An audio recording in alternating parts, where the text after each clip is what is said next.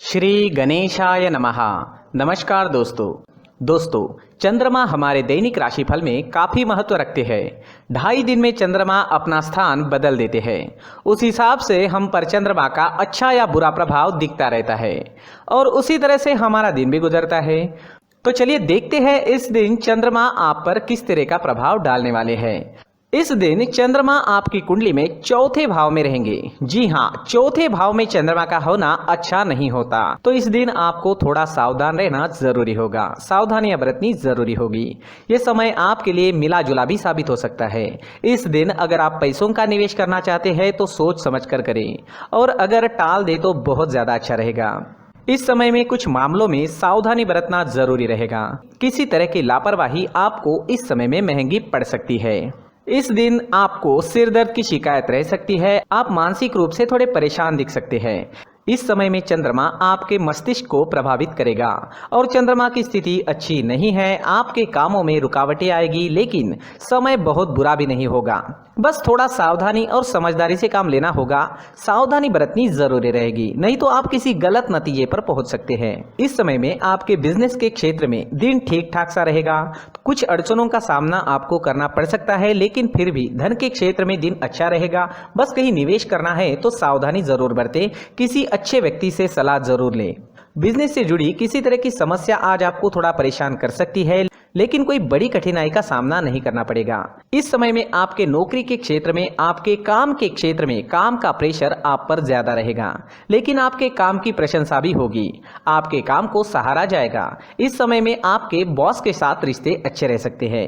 इस समय में अगर आप नौकरी ढूंढ रहे हैं तो प्रयास जारी रखें, नौकरी मिल सकती है। नौकरी मिलने के लिए समय अनुकूल है। इस समय में जमीन जायदाद के कामों में आपको मुनाफा हो सकता है।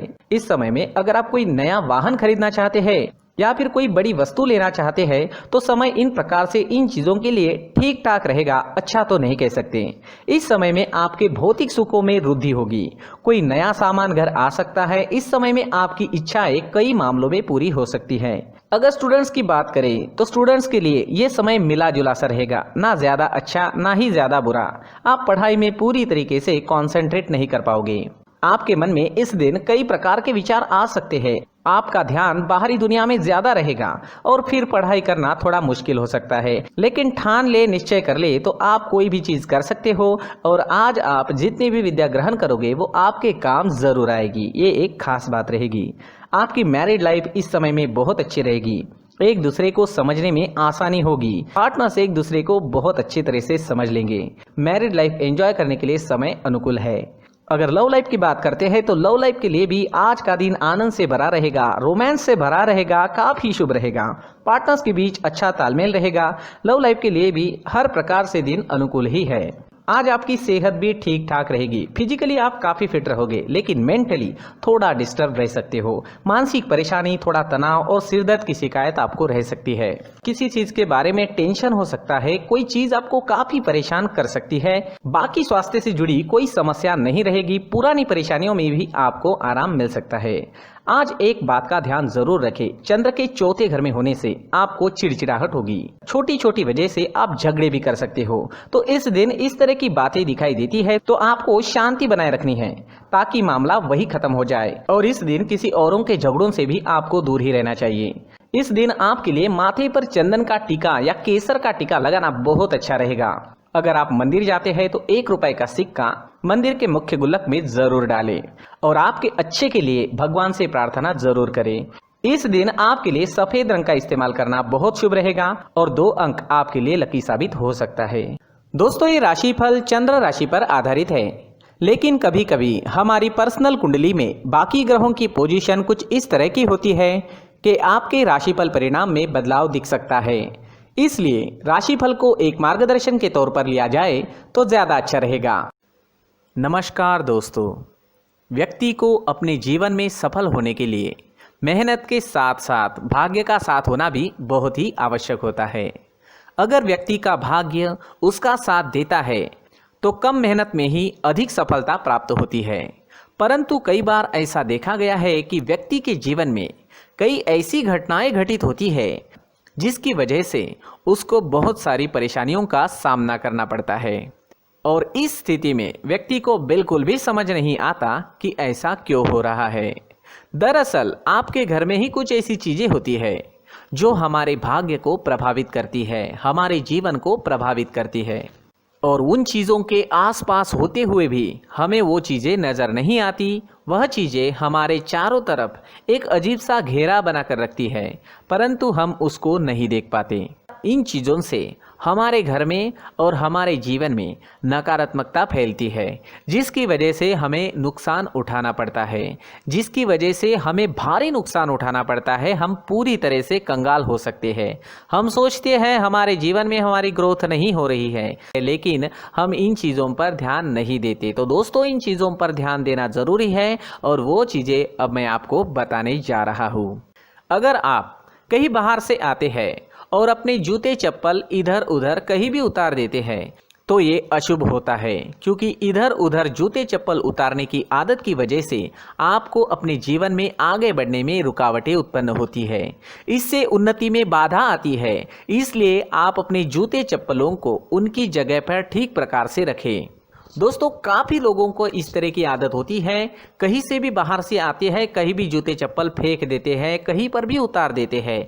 कुछ लोग तो घर के एंट्री के मेन डोर के सामने ही जूते या चप्पल डायरेक्टली उतार देते हैं।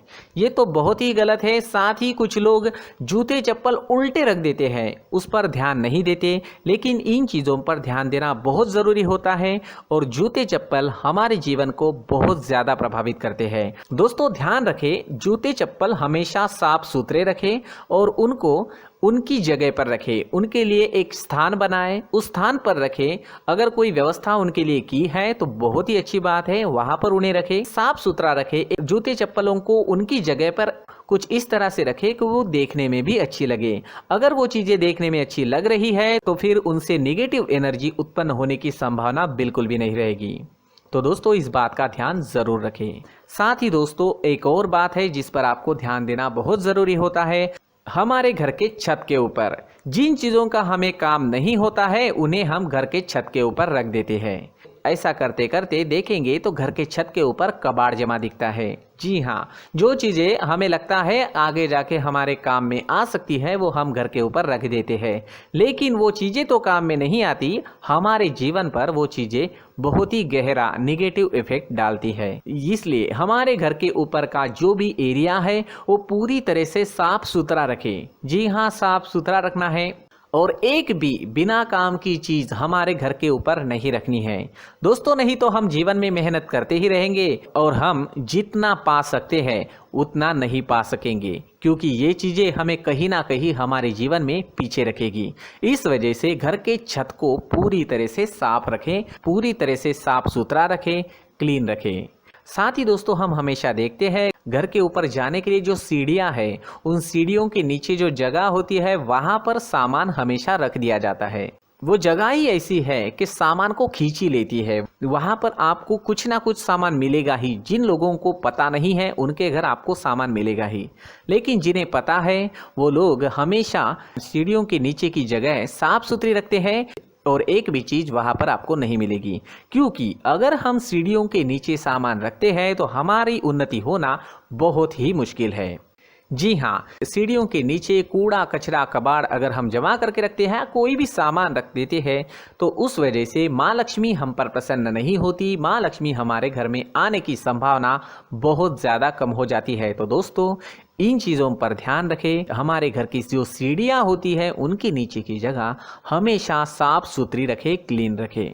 साथ ही दोस्तों, अगर आपके घर में ऐसी कोई चीज़ मौजूद है जिसका आपको काम नहीं है, जैसे टूटे फूटे बर्तन, आईना, तस्वीरें, इलेक्ट्रॉनिक सामान, सोफा, कुर्सी, टेबल, पलंग, घड़ी, झाड़ू, गमला इत्यादि, तो आप इन सामानों को अपने घर से तुरंत ही बाहर निकाल दीजिए, वरना इससे आपको बहुत बड़ी परेशानी हो सकती है। आपको ये चीज़ें कंगाल बना सकती है। तो घर में ऐसी चीज़ों का मौजूद होना शुभ नहीं माना गया है।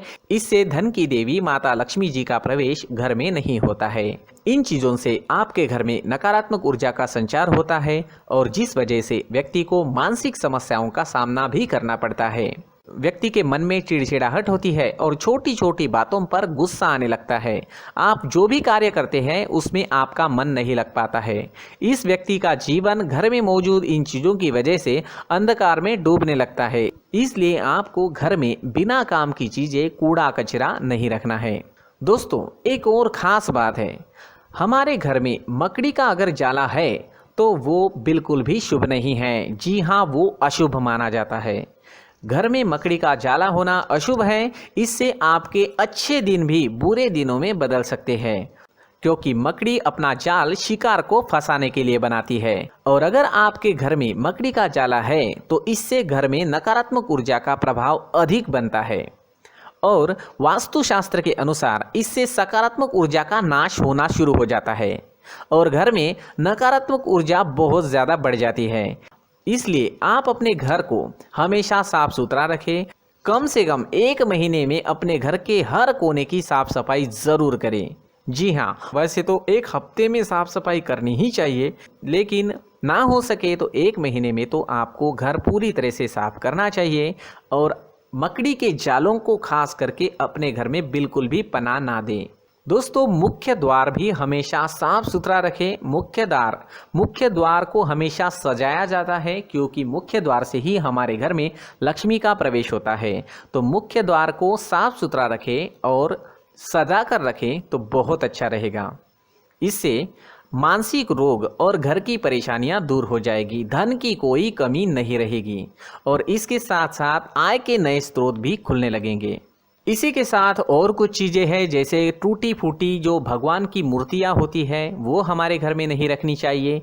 साथ ही जो भगवान के पुराने फ़ोटो है जो जमा करके रखे हुए होते हैं, तो दोस्तों वो चीज़ें नहीं रखनी चाहिए। जो भगवान के फ़ोटो या भगवान की मूर्तियाँ जो घर के मंदिर में हैं, बस वहाँ तक सीमित है। अगर आपके घर के शोकेस में भी वो मूर्तियाँ रखी है, कुछ फ़ोटो रखे थे, उन्हें भी साफ़ करते रहना चाहिए। जिन चीज़ों को हम मेंटेन नहीं कर पाते, साफ़ नहीं रख पाते, उन चीज़ों को घर से हटा देना ही आपके लिए अच्छा रहेगा। साथ ही दोस्तों, कुछ तस्वीरें हैं, जैसे डूबते नाव की तस्वीर या फिर झगड़े की तस्वीर या फिर कुछ ऐसी तस्वीरें होती है जो देखते ही हमें समझ में आ जाता है कि ये तस्वीर निगेटिविटी दर्शा रही है। इस तरह की तस्वीर भी आपको आपके घर में नहीं रखनी है। जी हाँ, इस तरह की तस्वीर लगाने से भी हमारे जीवन में उसी तरह की घटनाएं घटित होना शुरू हो जाता है। हर एक चीज़ हमारे घर की हम पर प्रभाव डाल रही है, तो इन चीज़ों को ध्यान में आपको रखना होगा। तो दोस्तों, कुछ ऐसे छोटे मोटे बदलाव करके हम हमारे जीवन में खुशियाँ ला सकते हैं, तरक्की ला सकते हैं, धन ला सकते हैं, माँ लक्ष्मी जी का प्रवेश हमारे घर में हो सकता है। तो इन चीज़ों को ज़रूर आजमाएं। इस तरह के बदलाव आप आपके घर में ज़रूर करें। धन्यवाद।